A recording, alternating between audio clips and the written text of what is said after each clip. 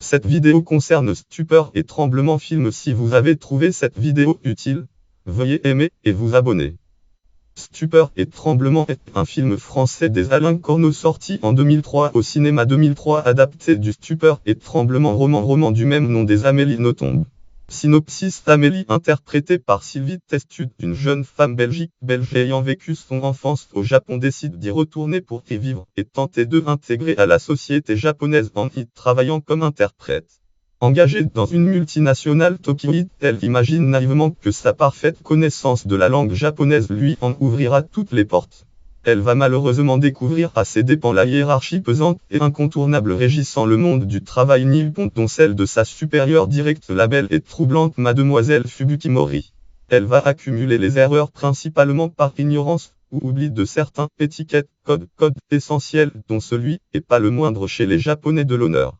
Sa déchéance au sein de la société le traînera vers les niveaux les plus bas de l'entreprise, mais résolue à honorer son contrat, dont elle mènera avec courage jusqu'au bout cette expérience traumatisante dont elle tirera tous les enseignements qui la propulseront plus tard sur une autre voie, celle des succès littéraires.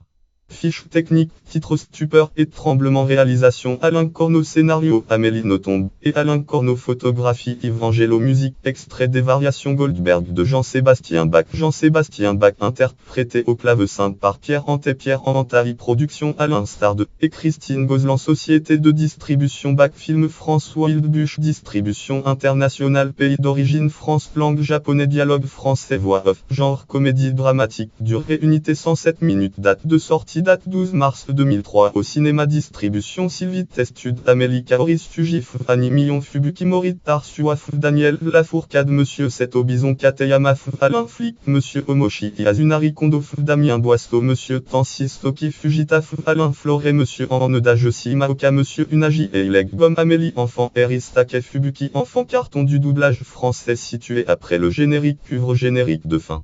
Autour du film, le film étant en langue réelle, les dialogues se déroulent intégralement en japonais, seule la voix off est en français.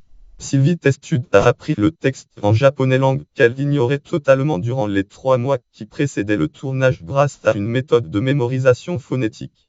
Distinction, récompense: 29e cérémonie des Césars, César 2004, César de la meilleure actrice pour Sylvie Testud. 9e cérémonie des prix Lumière 2004, prix Lumière de la meilleure actrice pour Sylvie Testud. Festival international du film de Carlo Vivari 2003, meilleure actrice pour Sylvie Testud. Exco avec Giovanna Mezzogiorno pour La fenêtre d'un face, film La fenêtre d'un face, mention spéciale pour Alain Corneau. Nomination: 29e cérémonie des Césars, César 2004, César du meilleur scénario original ou adaptation, meilleur scénario original ou adaptation pour Alain Corneau. Festival international du film de Carlo Vivari 2003, Globe de cristal du Festival de Carlo Vivari, Globe de cristal pour Alain Corneau. Notes et références, lien externe, base audiovisuelle, catégorie film français sorti en 2003, catégorie comédie dramatique française, catégorie film réalisé par Alain Corneau, catégorie adaptation d'un roman au cinéma, catégorie film se déroulant au Japon, catégorie film tourné à Kyoto, catégorie film sur le monde du travail, catégorie film à huis clos, catégorie film avec un César de la meilleure actrice, catégorie adaptation d'œuvre d'Amélie Nothomb.